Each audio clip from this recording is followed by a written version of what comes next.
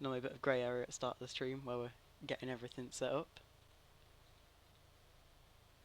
Yeah.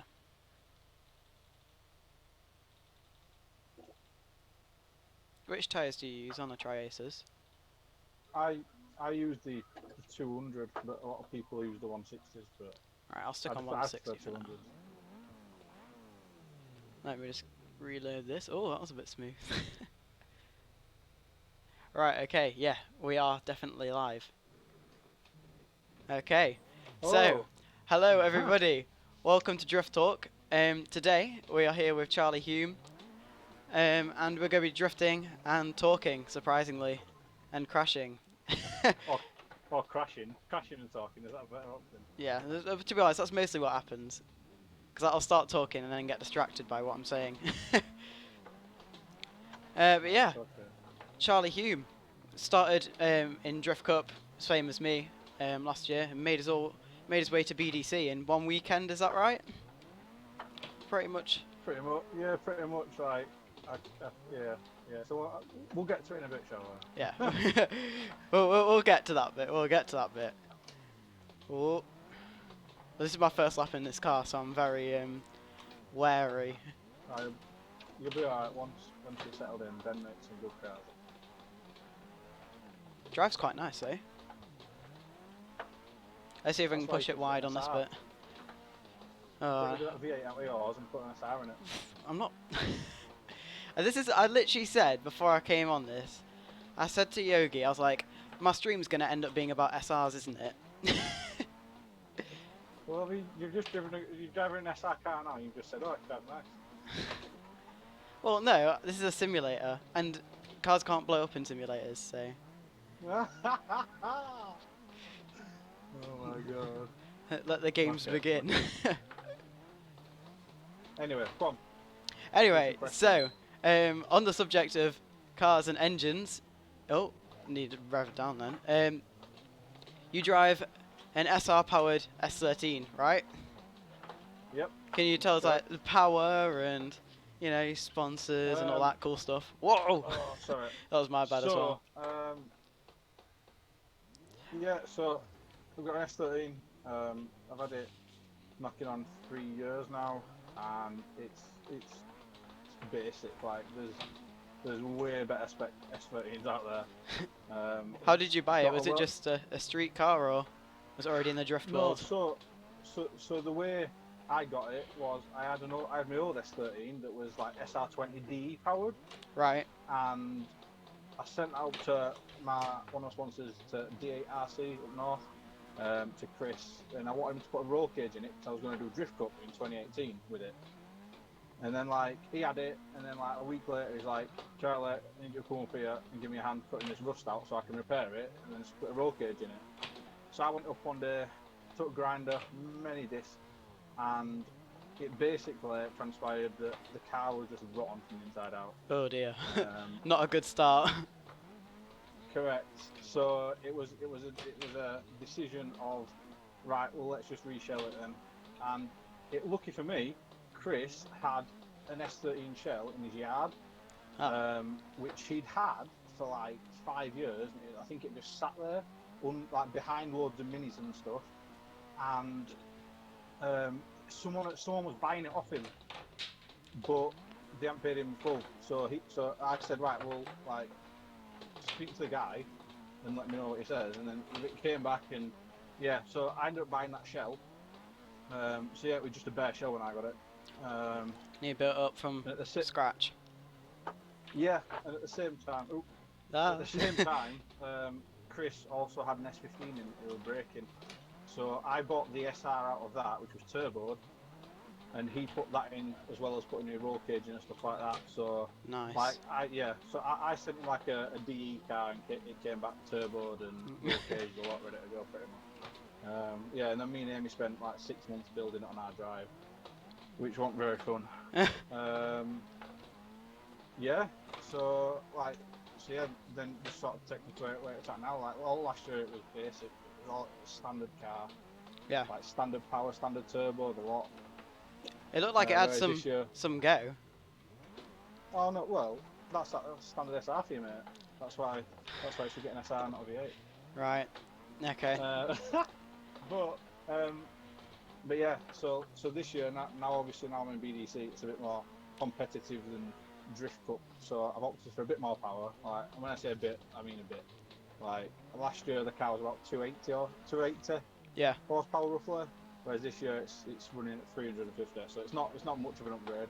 Yeah. But, Still enough power to get you around. yeah, too right. Like like Martin at MB Automotive, that worked his magic. He's not sponsor out. He just matched cars good, and like he worked his magic. The car drives wicked. I've only driven it for half a day so far this year since it's been matched, which was at Three Sisters. And Wow. Yeah, and for that half a day, like the car felt amazing. Yeah. So I just want to drive it more, but obviously we're stuck in lockdown, aren't we? Yeah. Well, for those of you that don't know, obviously we've got the PS13 on the way, and I think Charlie wanted me to put keep the SR in it. Well, I didn't have an SR; I had like no engine. But yeah, he's been giving us lots of good advice for S13 stuff. So cheers for that.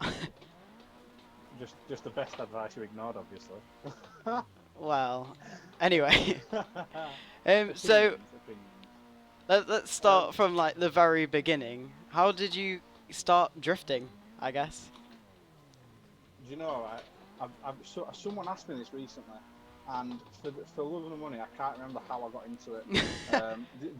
Honestly, like the first thing I remember was I was 16 and we were on holiday like, in Norfolk of all places, and I think we saw a sign for a BDC event 2009 at Norfolk, and it was that weekend where we were. So I was like, "Can we go watch it?"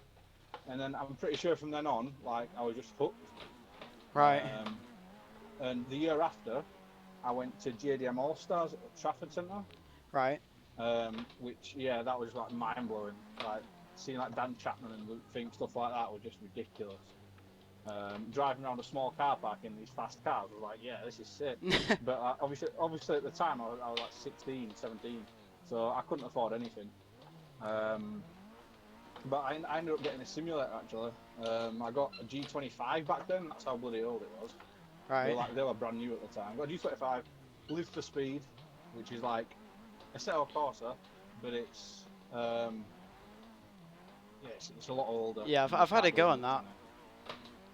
Yeah, what do you think to it? I haven't played it in a while actually because I moved like to Assetto, but I really liked it when I played it. Yeah, Live for Speed was ace for its time. It was like really good, and it's very realistic. Yeah. But yeah, where are you on track? I'm just a corner behind you because I had a bit of a crash. Catching up. Hi to everyone on the stream. Hi to Yo who's watching as well. Nostalgic and A-Raft. Hi guys. So I got that simulator. I played that for like 3 years, I think, like just non-stop. I loved it.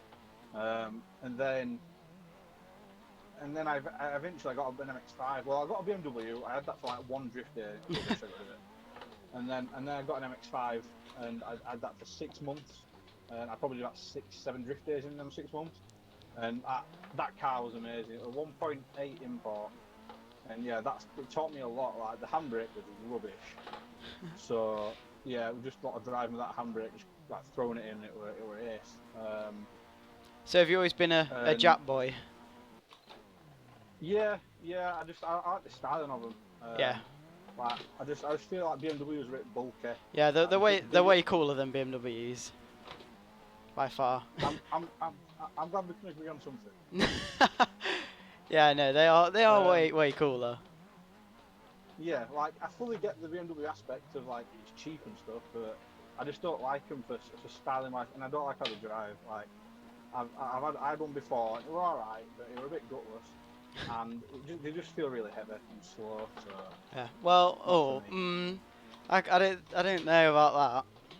Well, to be honest, do you know what? Yours is one of the quickest ones that I've seen. That's like that's not turboed and mega gripped up, whatever. It's just a very quick car. It's got lots of natural grip. It's got lots of natural grip. Yeah, but I think that's also partly onto your driving as well. Like you're a very smooth. Oh shit! Sorry, language. Rubbish. Yeah, like you are a very good driver, so I think that also like, Oh, helps with it. thank you. But yeah, so I had an MX-5 for like 6 months, and then I swapped it for an S13 because at the time you could get S13s fairly cheap. Like they were bloody £8 for a stock S13. Yeah, swapped to the S13, and then me and a few friends like put it together, and that probably took about 6 months. And then I drifted that for a year and a half before, yeah, that like I did. In fact, I did one of the first ever Driftcup rounds when Driftcup was first introduced, like back in Really? 2014. Yeah, yeah. Wow. I think we're down at Liddon Hill, and I managed to qualify third in like the street class against like David Cooper stuff like that, which was pretty cool. I've never driven in Um, anything that has a street class.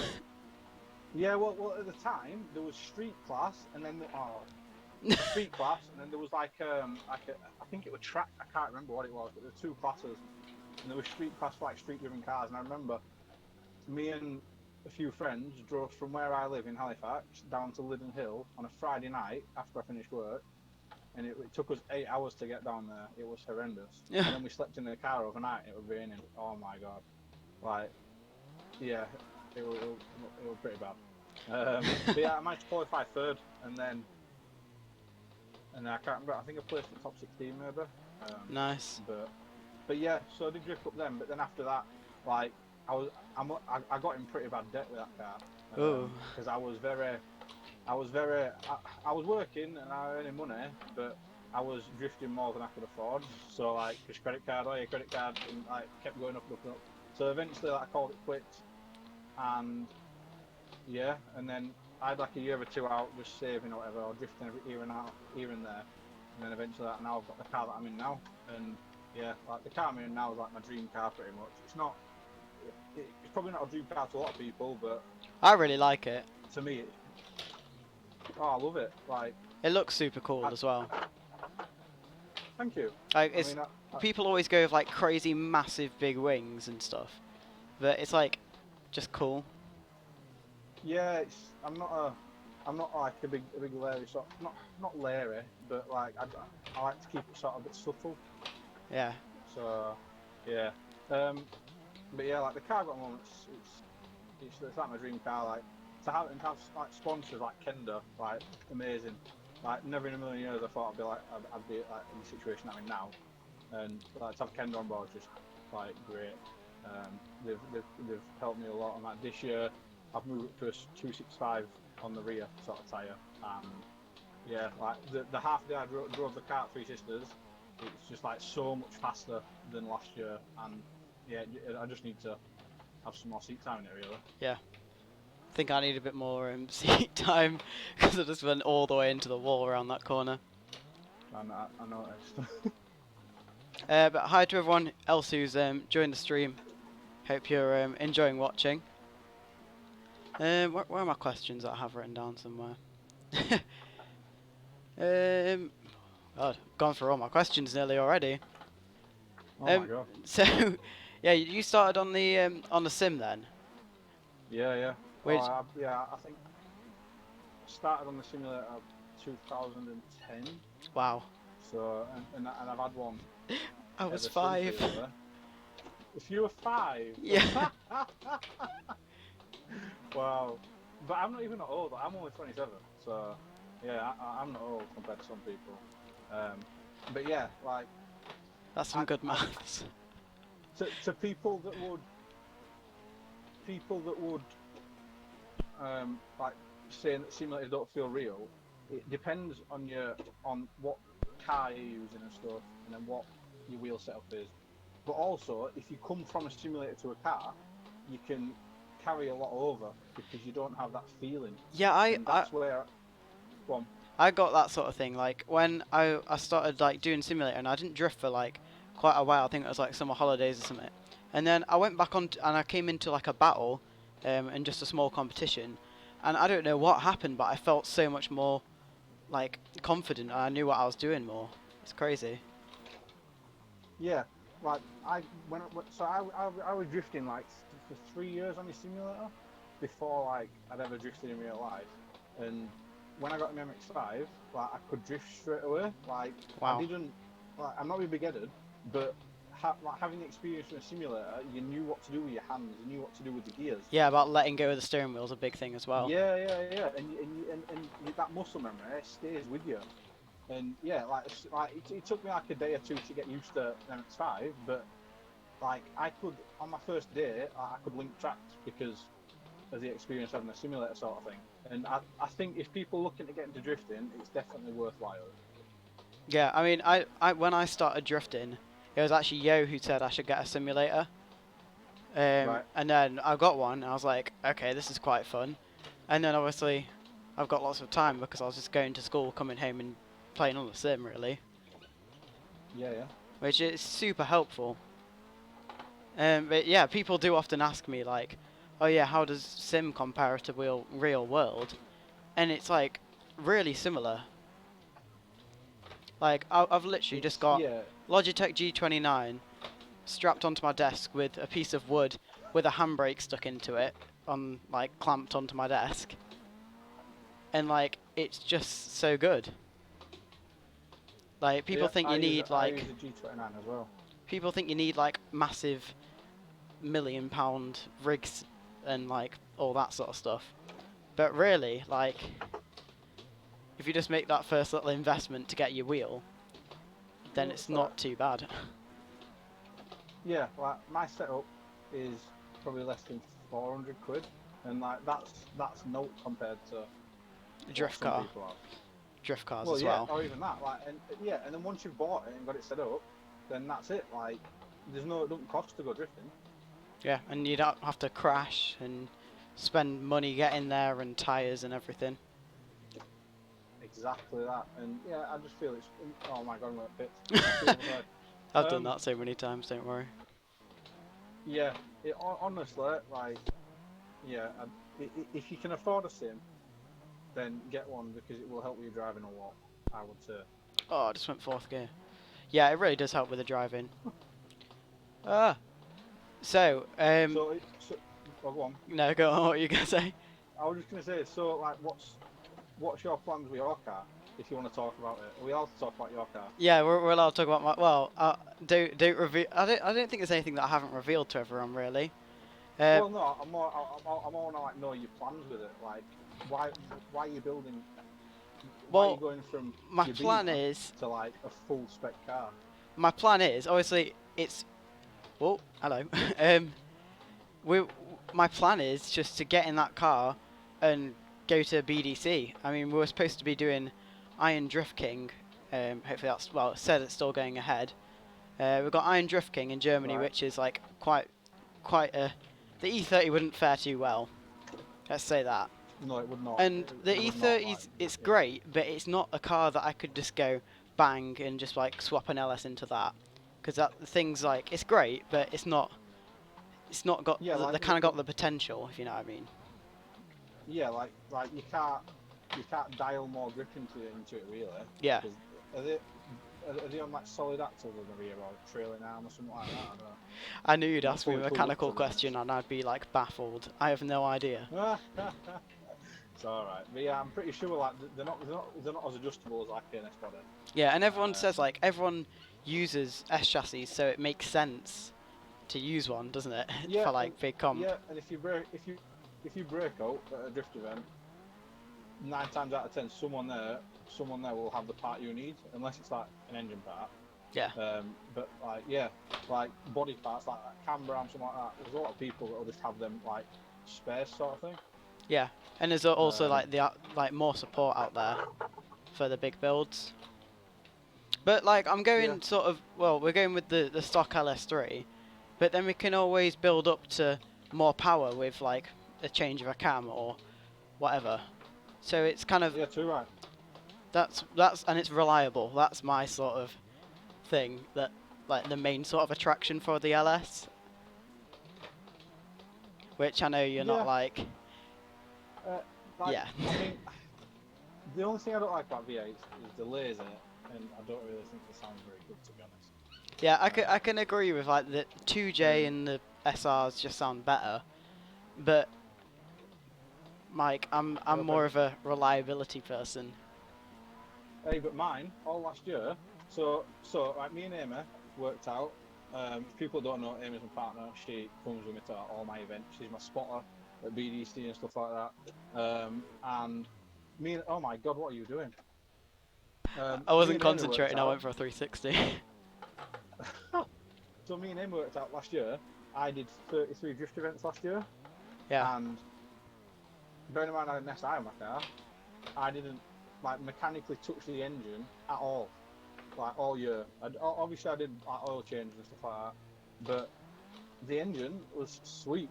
Like I didn't have any issues with it at all. I mean I blew up 2 gearboxes, but they don't count then engine wise. Well, no, but yeah, you like, still blew up 2 gearboxes. but that's through driving. That's not through the engine. Okay, Like, fair now enough. now I'm on a 350 Z box. I can't imagine I'm going to be blowing up gearboxes all the time. Yeah. But yeah, because stock SR boxes are made of cheese, to be honest. They're very weak. but yeah, like there's no issues with an SR as long as it's built right and mapped right. Because I think that's the biggest problem. People aren't willing to put a bit of money in to get like a decent map. And there's a lot of people that will just like get Billy Nomates to map his car and think, oh yeah, I've got loads of power. When in reality, it's just running really lean and yeah, just be a bit rubbish to be honest, and blow up. And also the other thing is, SRs now, if you buy them on that being rebuilt, they're 20, 30 years old, and like you can't expect an engine that old to put up with drifting all the time. If you know what I mean? Yeah. That's one of the attractions for the LS as well. That was like, it's a new engine. Yeah, so have you gone for a crate motor then, so like a brand new engine out of the box? Yeah. Yeah, well that's fair enough. Like if you're gonna spend that money, why not? But yeah, like it's just people expecting things of an SR, and then when it goes wrong, like, oh yeah, it's a rubbish engine, I'd never use an SR again, blah blah blah. And in reality, you just haven't maintained it. Yeah. And yeah, that's always been a forte. Just I don't know if forte is the right word.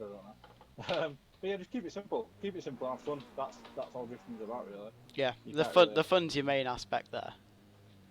Oh, too right. Like, yeah, I don't think I've ever come away from a drift day and been like, oh, rubbish. Like, there's always never. something from a day, and you're like, yeah, that was amazing. To be honest, as soon as like even if I just drive around the track, I don't even need to drift. If I'm just in the car and on the track, that's what makes me happy. And then there's also the people and everything. Can we just go back to reliability a minute though? So you're saying SRs are unreliable. Didn't you blow an engine up last year in your BMW? No, well that was down to the fact that I didn't put any oil in it. Oh, so that's my point. Poor maintenance. No, I checked the oil like the week before, and it was fine. So, yeah, maybe just more thorough checks. Maybe, but again, that's why people hate SRs because they just don't maintain them. Yeah. But yeah. Anyway, if you go for an LS for reliability, fair play, your call. It's not my car. But yeah, I reckon it'd be a good car to be honest. Yeah, hopefully. Are you doing Driftcup in? If Driftcup goes ahead, obviously, like this year. Yeah. In that car, if it's ready. Well, yeah, if the car's ready, which it probably will be, then we'll be doing it in that. But if not, I'll do it in E30. But my plan is just to literally just get to, well, try and get BDC. But as far as competition goes, what are you thinking for next season, whenever that happens? I mean, yeah, me and Amy have discussed it, and I don't have the budget to compete with these pro boys.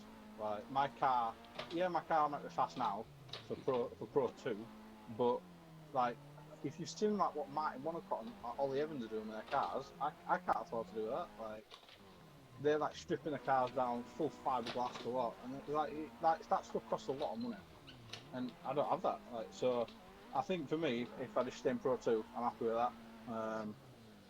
Yeah, like I'm just doing it for fun, really. I'm not. Obviously everyone goes to competition to win and stuff, but I'm not. My life isn't about competing. Yeah. I think I'll always still go to practice day, have fun, because I just like that's the sort of driving I like to do. Yeah. I like doing. I reckon you could still get up there because, as people in low power cars have proven, you don't need big boy engines to and the big boy power to make it in competition, really. That's how I see it anyway. Yeah, too right. The way I look at it is you need a balance. Yeah, There's no point having 600 horsepower and no running on grip. street tyres. Yeah, too right. Like the grip to power ratio, and if you have all the power and you have the grip, but then you're just using all of the power all the time, then your wheels are still going to be spinning the same. Like, you're going to be going the same speed as you would if you were in a low powered car. Yeah. It's all about your power to grip ratio. Yeah, and then also like I tend to drive with my wheel speed similar to the speed the car's going. So like I don't drive up to a hairpin in third gear and do a massive clutch kick in third. Yeah. Just to get out of the corner. Like I'll always shift down because I like to get my wheel speed relative to the speed I'm going, and it just that momentum it helps a lot, and people don't realise that. Yeah, I mean, you have a really good driving style, so I'm sure you could definitely do really well next season. If it happens. Yeah, if it happens, but we'll have a next season, whatever happens. True. But yeah, who do you apart from excluding me, who do you think's gonna win Drift Cup? Because that's my aim's to win Drift Cup, but I don't know. So are you in seeded this year? Yeah. There's a few good drivers this year in seeded. I'll do both seeded and unseeded because I know people in both. Cool. So seeded wise, I think Hayden Edmonds. Yeah. Is he sticking with the same car? He is, but I think he's put either a 1J or a 2J in it now. Oh wow! So he's got Yeah, so he's got a bit of power. I think he'll do pretty well because he's a very consistent driver. And then there's also David Gostraw. What was he driving? Is that the IS 200? Yeah, with the one UZ in it. Yeah, that I saw him on one drift day at Birmingham once, and then next thing he just popped up in Drift Cup, and he hasn't done that much drifting at all. No, he's been drifting for less than 2 years, I think now.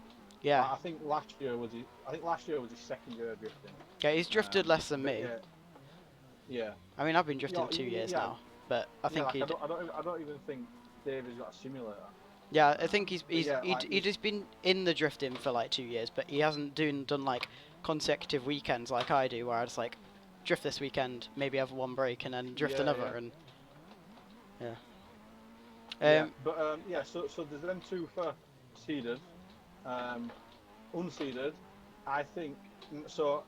You know Harry Hudson, don't you? Yeah. Gosh, sorry, So I'm very good friends with Harry. Now, I'm not just saying this because I'm friends with him, but Harry is probably he's probably a better driver than me. He's a really good driver. Yeah, he's got his pressure thing sorted out. Well, we don't know yet. I think we saw him in Battle Royale. Then he. Oh, true. He's really started doing good. Yeah, so Harry on a practice day, he's a way better driver than me any day of the week, and when he gets to competition, he struggles with pressure, and I think that's put him out of a lot of competitions this year. But also as well, that car. He's in that Hux's old car. Yeah, the one that I ruined. Yeah, that one. Yeah, that time he crashed into him. I remember that. Anyway. That car is horrendous in the wet. In the wet. If you watch his onboard video from Anglesey, Matt Surrey last year, you can see it just snaps to angle straight away. There's no control really. So in reality, Harry's just a passenger when it's wet. But yeah, we've changed some stuff this year, and he's got retro speed shop knuckles as well. So it's changed the driving of the car. And it looks super nice as well. Oh mate, the amount of work he's put into that car is ridiculous. I mean, I know it doesn't. Obviously, it doesn't matter what your car really looks like as far as performance goes, but that car just looks so beautiful. The thing is, Harry's very, very aware of that presentation, and that car, if you put it in a show, it would win. It could win a show. Like it's Oh, that easy. it's that good. Like if next time you see that car, I mean before he drifts it because he'll smash it up. But before he drifts it, oh my god, Ah! go and just like look at the paintwork and feel it because it's immaculate. Yeah, I could see like he took some photos and you could see the reflection in the sun, and it was just like Yeah. nothing there that's like off at all. Yeah, it's crazy. It's absolutely crazy, man. But yeah, I think he's got a very good chance this year, just because, like, you've seen him drive at demo days and stuff, and he's an amazing driver. Yeah, when I remember one of the first times before I even spoke to him, I was just on track with him at Three Sisters, and his line was flawless, like absolutely perfect, like millimeters away from dropping wheels off, and it was just perfect. The first ever time I met him was at Three Sisters round 1 Driftcup last year, and we went. It was at the end of the practice in the morning, and Harry chased me on the last lap, and he was all over me, and I'm like, oh my god, this guy's like crazy, because obviously I knew about the car, but like with him chasing me and just like pushing me around the course, I was like, Jesus Christ, it was just bonkers how close he was. Yeah. But yeah, it's just. Yeah, he's a good driver, and the car's a really good car. It's well set up. So fingers crossed this year he's going to smash it, I reckon. Yeah, I think so too.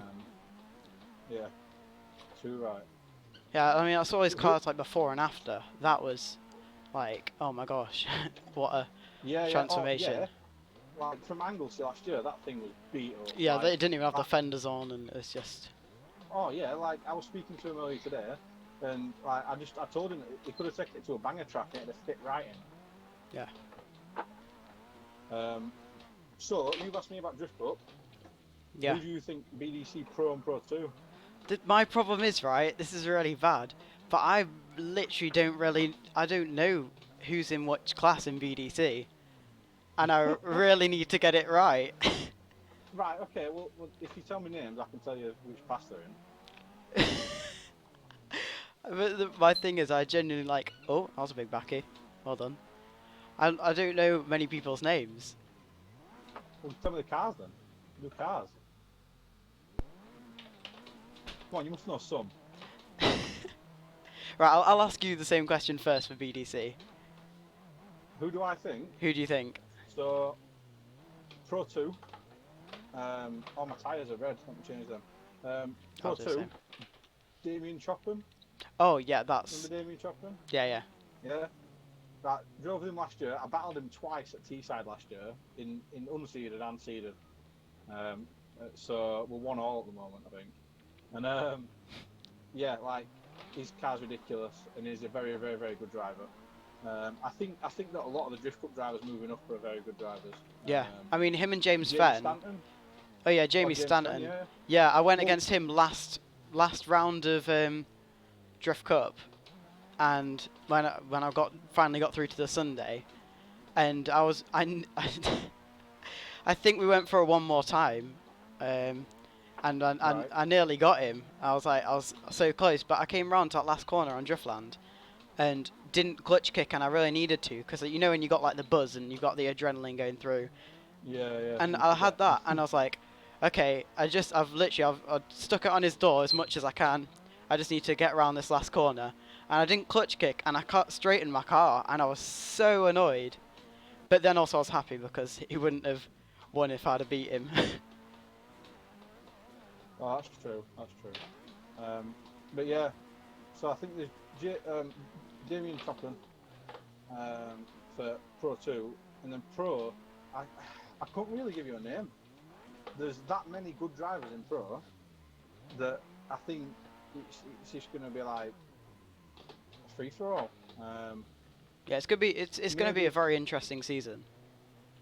Yeah, I'd say maybe Josh King or Ollie Evans again, maybe. Like Josh King last year, I remember watching him at Three Sisters, and he just left everyone for dead. Like, yeah. The amount of speed he carried was crazy. Yeah, have you driven with Ollie Evans? I've driven with him, yeah, demos and stuff. He gets his car on a certain like amount of lock where it's drifting at a good decent angle, and he's super fast, and it's absolutely crazy because when I went against him at Battle Royale, he was there on my door every time. He just has so much pace. Yeah, his car's like it's so old school. Like he's on, from what I remember, the S13 he won BDC last year. He's on the old GeoMasters, like Driftworks version 1 GeoMasters. Yeah. And it's a very, very, very fast car for what it is. Yeah. And I think his driving style helps as well a lot. Also, I think probably someone to watch, Martin Wonnacott. Yeah, Martin Wonnacott he's a very aggressive driver. Like he's up to his game. Like last year was amazing. Yeah. I just think he needs to be careful of them walls. Yeah, definitely. I mean, if he didn't have a cheating rear end, he'd have probably written his car off a lot more than he did. Yeah, that would have been quite a big crash. Yeah, exactly. But like, if he had a proper rear end, then it would have been a big crash. But Yeah, have you seen his car this year? Yeah, that thing looks nice. so nice. Yeah, I do like the colour scheme on it. Yeah, and a drift car with surfboards on top. I mean, I'm guessing he'll take them off, but that's so cool. I hope not, to be honest. It'd be cool if he kept them onto it. But, yeah. Knowing Martin, he'll take them off for weight. Yeah, well, I mean, he did have all the Cars characters from Cars on last season. I don't know if you saw that, but yeah, like I did. That's pretty cool. Yeah, that shows like drifting is not all about serious. Like, obviously, if he's got cars on his car, just stuck on the bonnet, and he's like one of the championship contenders, then he's just having fun in it, really. Yeah. And well, that's you say that actually. I think he's waiting until I go against him, and then I get distracted and be like, "Oh, look at the cars." Oh, is that what it is? That's what it is. It's actually a distraction technique for if he goes against me. He's planning ahead, eh? Yeah, always. Oh man. Yeah, well, I'm hoping to get through to a higher sort of higher than Driftcup this year. Is my plan. Do you want to end up in Driftmasters then? That's my very high aim is Driftmasters. Yes. Are you giving yourself a time limit on that, or is it just as and when? It's just, well, I just want to get there as well. Obviously, with being reasonable of my ability, is get there as fast as possible. Oh, sorry. Like what? Was it next 2 years, 3 years? Yeah, hopefully. But we have been going for about 37 minutes now, so I think we're going to finish up. Really? Okay. yeah, fine, man. Thanks so much for watching, everyone, and big thanks to Charlie for coming on. And it was great talking to you. Anytime, man. But yeah, next week, same time for all you guys watching Drift Talk. Hope you enjoyed watching. Thanks, Charlie. Bye, everyone. No worries, mate. You take care, and I'll see you this year. Yep, see you on track.